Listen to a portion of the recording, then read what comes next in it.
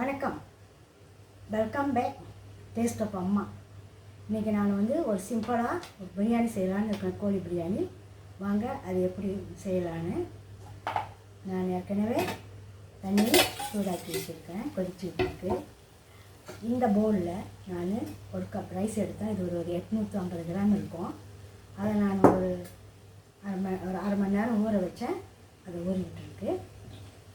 அதுக்கு நான் இப்போ கொஞ்சம் உப்பு இந்த தண்ணியில் சேர்க்குறேன்.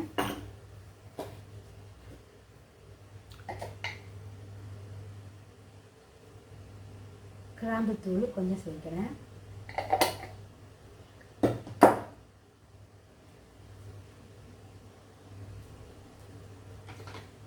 ஏலக்காய் பவுடர் கொஞ்சம் சேர்க்குறேன். அதோட கொஞ்சம் மல்லித்தூள், புதினா இலை, மல்லி இலை, ஒரு டெய்லி போடுறேன். வாசனை இவ்வளோ தான் இது.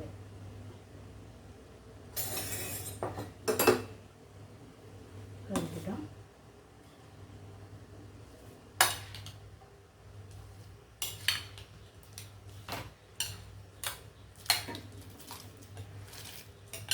இது 1 கிலோ, இந்த ரெசிபி 1 கிலோ பாஸ்மதி அரிசிக்கு சரியாக இருக்கும். நீங்கள் 1 கிலோ கூட போடலாம் இந்த பாஸ்மதி ரைஸை.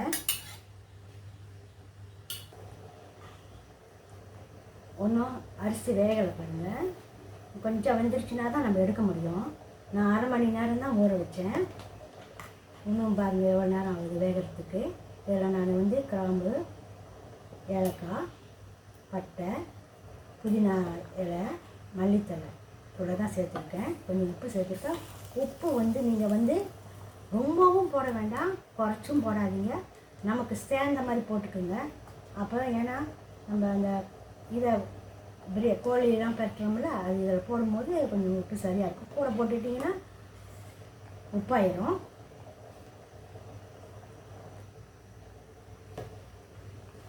இப்போ தான் அந்த அரிசி வெந்திருக்குது. நீங்கள் கையிலலாம் பார்க்க வேணாம். நீங்கள் ஒரு பதப்படுத்தி சாப்பிட்டு பாருங்க. அது நம்ம சாப்பிட்றத இதுக்கு வந்துச்சுன்னா நம்ம எடுத்துடலாம்.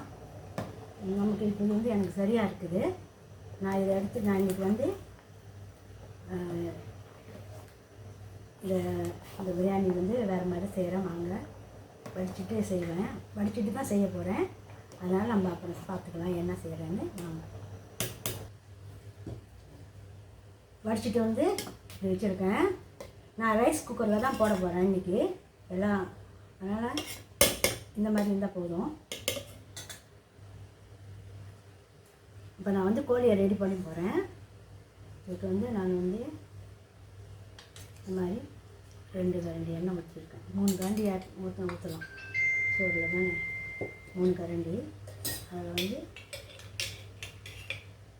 1 கரண்டி நெய் ஊற்றிருக்கேன். சூடாகட்டும். நான் இன்றைக்கி ஒரு அரை கிலோ கோழி தான் போட்டிருக்கேன். இது 1 கிலோ கோழிக்கு போட்டு செய்யலாம்.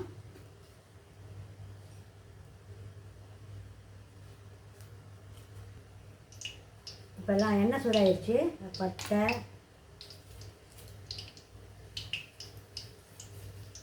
கிராம்பு, அன்னாசிப்பூ, ஏலக்காய் போடுறேன். அதோட கொஞ்சம் பேலி போடுறேன்.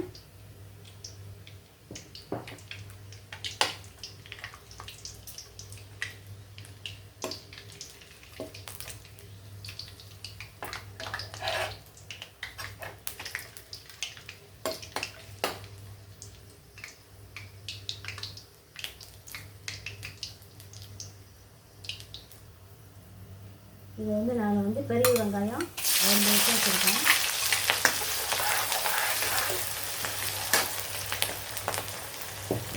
பிரியாணிக்கு வெங்காயம் கொஞ்சம் இருந்தால் தான் நல்லது, நல்லாயிருக்கும். கொஞ்சம் உப்பு சேர்த்துக்கிறேன்.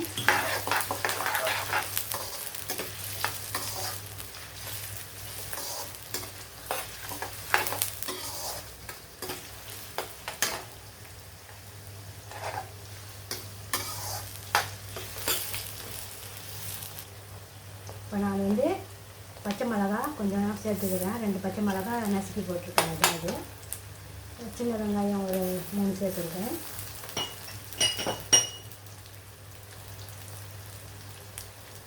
கொஞ்சம் இஞ்சி, பூண்டு ஒரு 4 பஞ்சு வச்சுக்கேன். அதோட கொஞ்சம் புதினா, ஒரு சின்ன கைப்பிடி அளவு புதினா, அதே அளவில் கொஞ்சம் கூட இருந்தாலும் பரவாயில்ல மல்லித்தூள். அதெல்லாம் நல்லா வதங்கட்டும். வந்து வெங்காயம் 3/4 பதம் வந்துடுச்சு. அதில் வந்து நான் ஒரு தக்காளி சேர்க்குறேன்.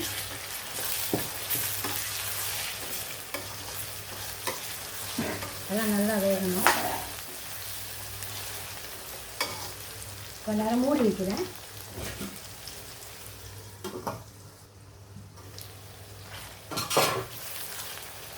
இப்போ நான் இதில் வந்து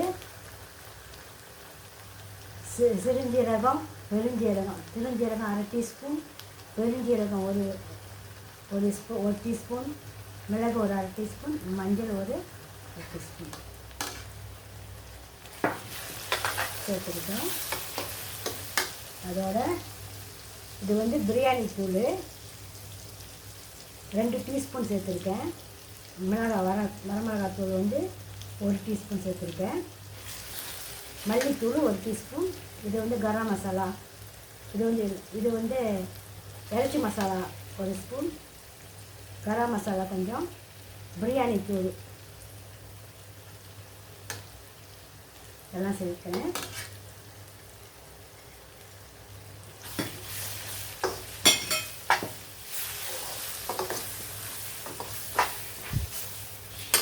அதோட இந்த மாதிரிலாம் 3 டீஸ்பூன் தயிரையும் சேர்த்துக்கிறேன். எல்லாம் நல்லா வேகணும்.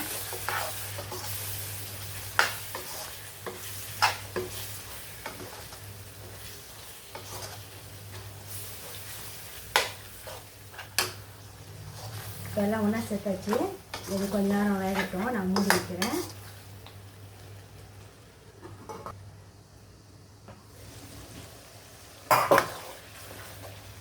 கழுவி சுத்தம் பண்ணி வச்சுருக்கேன். கோழியை நான் சேர்த்துக்கிறேன்.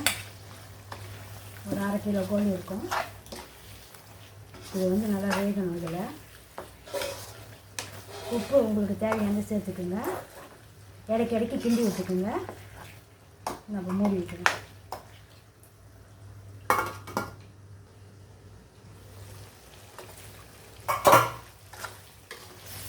அதை வெந்துக்கிட்டு இருக்குது. கோழி கொஞ்சம் வேகணும். நான் என்ன செய்ய போகிறேன், இந்த பாதாம் பருப்பு ஒரு 15 பாதாம் பருப்பு, ஒரு 10 கூட பரவாயில்ல போட்டு அரைச்சி ஊற வச்சு அரைச்சிக்கணும். இல்லைன்னா அப்படி கூட மிக்சியில் போட்டு அரைச்சிக்கலாம். பாதாம் பருப்பு 10 பாதாம் பருப்பு இல்லைன்னா 15 பாதாம் பருப்பு சேர்த்துக்கலாம். அப்படியே மிக்சியில் போட்டு அரைச்சி எடுத்துக்கோங்க. நல்லா கொதிக்க பண்ணலாம்.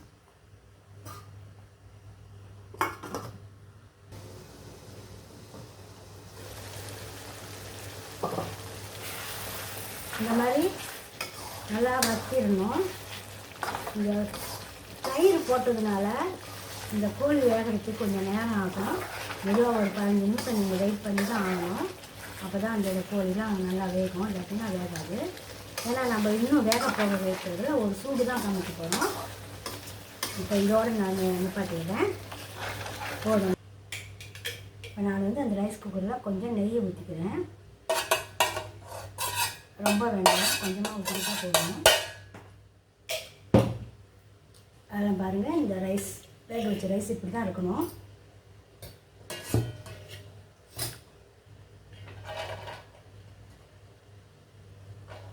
இப்படி மேலோட போட்டுக்கோங்க. ஏன்னா இதெல்லாம் வெந்தது தான். இது பேர் தான் வடி பிரியாணி.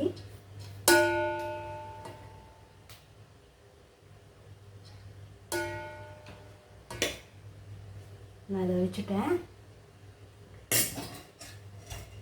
நம்ம சமைச்சோம் இல்லைங்களா, அந்த கோழி துண்டு நம்ம ஒரு சைடில் வச்சுக்குவோம். இப்படி தான் இருக்கணும்.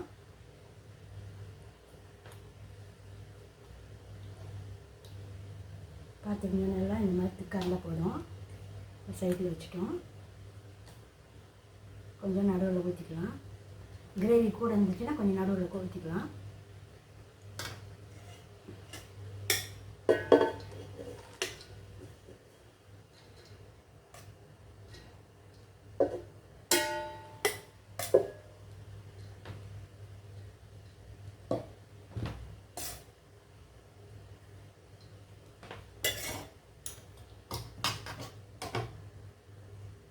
அடுத்து மூணுக்கு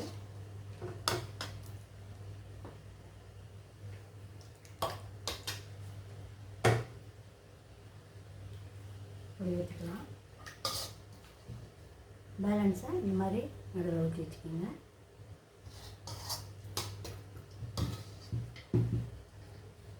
இப்போ இந்த பேலன்ஸ் ரைஸை அது மேலே நம்ம சேர்த்துக்கலாம்.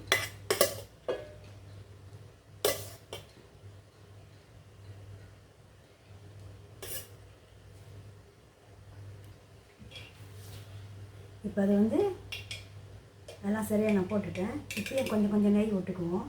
ஆனால் நெய் ரொம்ப விடாதீங்க, நமக்கு திகட்டி போவோம். அதனால் கொஞ்சமாக விட்டுக்கோங்க.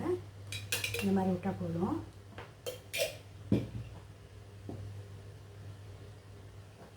கொத்தமல்லி இலை தூக்கிங்க, கொத்தமல்லி இலையை, புதினா இலை, உங்களுக்கு வேணும்னா திராட்சை பழம், வெங்காயம் எது வேணாலும் சேர்த்துக்கலாம். இப்போ நான் அதில் கொஞ்சம் பால் பாருங்க, இப்படி இந்த சின்ன கப்பில் ஒரு அரை கப் பால் நான் அதில் சேர்த்துக்கிறேன். அப்போ தான் ஒன்றும் நல்லா கொஞ்சம் வேகும். முன்னே வெந்துருச்சு, இருந்தாலும் அதுக்கு ஒரு சூடு வரும். அப்போ அதுக்கு சரியாக இருக்கும், பேலன்ஸாக இருக்கும். அப்புறம் இது கலரு வச்சு நான் கொண்டு போய் ரைஸ் குக்கரில் வேக வைக்க போகிறேன். அப்புறம் பார்க்கலாம். பாருங்கள், ஆயில் வந்துருச்சு. இந்த பிரியாணிக்கு நான் கலர் மஞ்சளோட கொஞ்சம் பாலை ஊற்றி தான் போட்டிருக்கேன். நான் கலர் போடலை. அப்படி இல்லைன்னா நம்ம குங்குமப்பூ சேர்த்துக்கலாம். இதை நான் இப்போ சேர்த்துருக்கேன்.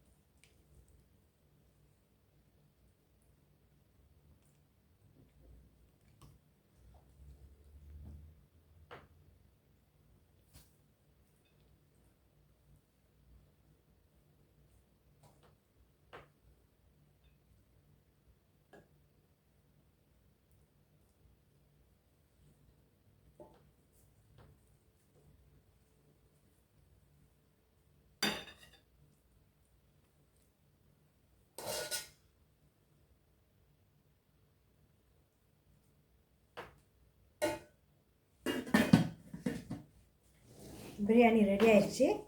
நீங்கள் இந்த மாதிரி செஞ்சு சாப்பிட்டு பாருங்கள். உங்களுக்கு வீடியோ பிடிச்சிருந்துச்சுன்னா லைக் பண்ணுங்கள், ஷேர் பண்ணுங்கள், சப்ஸ்கிரைப் பண்ணுங்கள்.